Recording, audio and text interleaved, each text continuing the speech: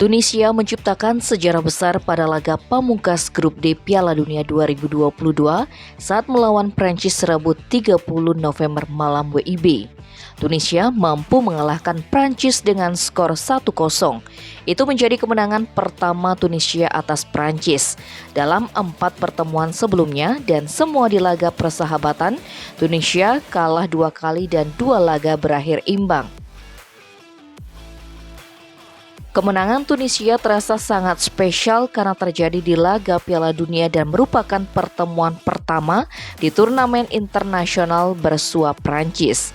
Pahlawan kemenangan Tunisia adalah sang kapten Wahbi Khazri. Dia mencetak gol tunggal ke gawang Prancis pada menit ke-58 usai menerima umpan dari Dar Aissa Laudoni. Hanya saja kemenangan bersejarah atas Prancis tak mampu meloloskan Tunisia ke babak 16 besar Piala Dunia 2022. Pasalnya, pada saat bersamaan Australia mampu mengungguli Denmark dengan skor 1-0.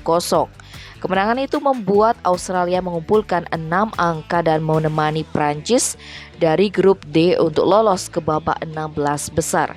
Tunisia sendiri hanya mengoleksi 4 angka. Tunisia pun harus menunda ambisi bisa lolos ke babak 16 besar di ajang Piala Dunia.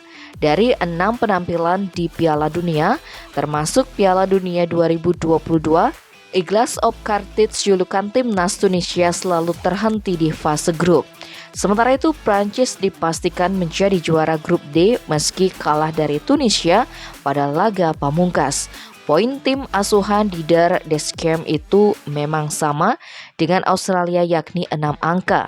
Namun, Les Bleus memiliki selisih gol yang lebih baik dari Australia sehingga berhak menjadi juara grup. Para pemain dan fans Tunisia bersorak meski kemenangan atas Prancis tak meloloskan ke babak 16 besar. Setidaknya kemenangan tersebut bersejarah dan Tunisia mengakhiri kiprahnya di Piala Dunia 2022 dengan kepala tegak karena mampu mengalahkan Prancis untuk pertama kalinya. Tim Bali Express melaporkan.